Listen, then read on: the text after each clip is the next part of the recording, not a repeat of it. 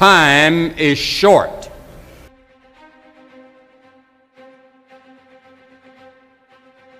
What is your life? It's even a vapor that appeareth for a little time and then vanisheth away. If someone had told me when I was 20 years old that life was very short and would pass just like that, I wouldn't have believed it. And if I tell you that, you don't believe it either. I cannot get young people to understand how brief life is, how quickly it passes. It seems like yesterday I was in school.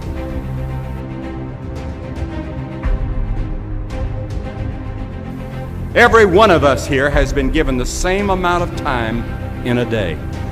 1,440 minutes a day, 168 hours per week. The days of our years are 80 years and 10. And if by reason of strength they are 80 years, yet is their strength labor and sorrow, for it is soon cut off, and we are passed away and cut off. 70 years God allows us. And it's interesting to me, with all of our medical science, we've never passed that magic mark. The average American male today lives 70 years and 4 months. The average female, 73 years and 6 months. More people live to be 70, but the average age of an American is still 70 as taught in the scriptures. Now 70 years God allows us. Let's think a moment. What do we do with those 70 years? The first 15 are spent in childhood, and then 20 years we sleep. And then the last 5 years, physical limitations are curtailing your activities. They haven't curtailed mine yet, but my 5th year until 70 starts next year.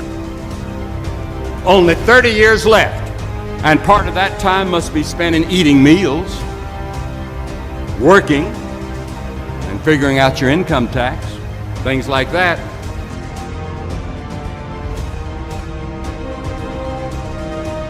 Now is the accepted time. The things we ought to do, the classes we ought to take, the books we ought to read, do it now. The family that needs you, spend more time now. Write that letter home now that you've been meaning to write. Money you ought to give now. Time for study, do it now. People you ought to witness to, do it now. Every time the clock ticks, it seems to say now. Today, if you will hear His voice.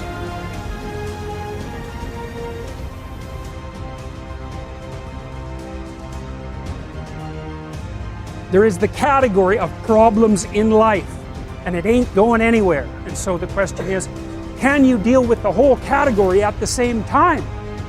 That's the thing. That's how to be in the world, is to deal with that category all at the same time. And so how did human beings, what did they come up with as a solution? And that's so cool too, because the solution they come up with not only was the heroism that allows you to approach what you're terrified by and what you find offensive and to learn from it, but also the idea of sacrifice, and that was played out by cultures everywhere, including human sacrifice. And you think, what the hell was up with those crazy bastards so long ago? They were sacrificing to gods all the time. What kind of clueless behavior was that? Burn something and please God. Burn something valuable and please God. What was with them? What were they thinking?